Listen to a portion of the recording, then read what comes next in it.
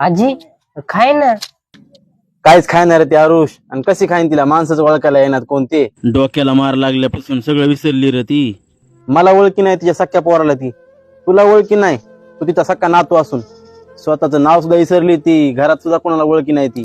बरं डॉक्टर काय म्हणते, ह्याचा काय इलाज आहे का नाही?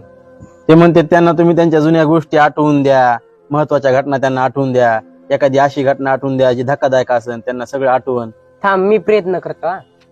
आजी तुला आठवते का मी एकदा सायकलून पडलो होतो, तेव्हा माझ्या डोक्यातून लय रक्त निघत होतं, तेव्हा तू रडत होतीस आणि दवाखान्यात घेऊन पळत होतीस मला. बघ नाही आठवत रे तिला. आता काय करावं रे? काय माहित हो, आता देवाला माहित. कशी आहे तब्येत कमेल काकूची? पडला का नाही फरक? अहो नाही ना वर्षात आहे, तिला काहीच आठवण नाही. हो ना माय, बघता बघता लयच अवघड झालं हो कमल काकूच. बरं हे तुमचं परत तांब्या होता आमच्याकडे, हे घ्या, मला जायचंय जरा गावाला. आणि ती दही दिलेली वाटी का ती नाही आणलीस?